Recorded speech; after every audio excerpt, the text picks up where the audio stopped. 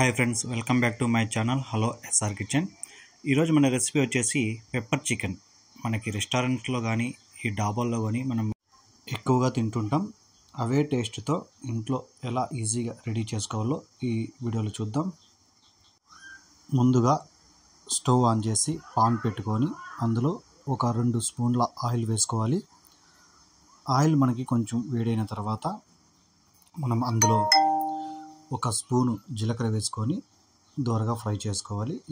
ఎక్కువ నల్లగా అయిపోకుండా మనకి గోల్డెన్ కలర్ వచ్చేంత వరకు ఫ్రై చేసుకోవాలి.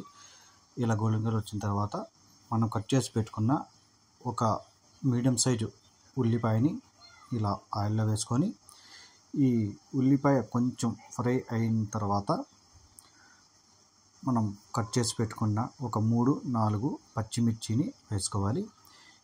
ఈ పచ్చిమిర్చి ఒక 2-2.5 నిమిషం అయితే మనం మీడియం ఫ్లేమ్లో ఫ్రై చేసుకోవాలి. మనకి ఉల్లిపాయ కూడా బాగా ఫ్రై అయ్యేంత వరకు మనం ఫ్రై చేసుకుందాం. తర్వాత ఒక స్పూను అల్లం వెల్లుల్లి పేస్టు ఫ్రై చేసుకోవాలి మీడియం ఫ్లేమ్లో. ఇందులో ఉన్న పచ్చివాసన అంతా పోయేంత వరకు మనం వీటిని ఫ్రై చేసుకుందాం. మనం గరిటెతో వీటిని కలుపుతూనే ఫ్రై చేసుకోవాలి, లేకుంటే కింద మాడిపోతాయి. ఇలా మాడిపోతాయి కాబట్టి మనం కలుపుకుంటూనే ఈ అల్లం వెల్లుల్లి పేస్ట్ని మొత్తాన్ని బాగా పచ్చివాసన పోయేంత వరకు ఫ్రై చేసుకుందాం. తర్వాత మనం కడిగి పెట్టుకున్న చికెన్ని అందులో వేసుకోవాలి. నేను 500 గ్రామ్స్ చికెన్ అయితే తీసుకున్నాను.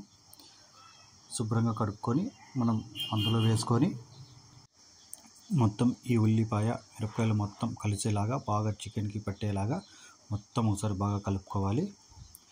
ఇలా మనం బాగా కలుపుకొని ఒక 2 నిమిషాలు మనం మూత పెట్టుకొని వీటిని బాగా ఉడికించుకుందాం.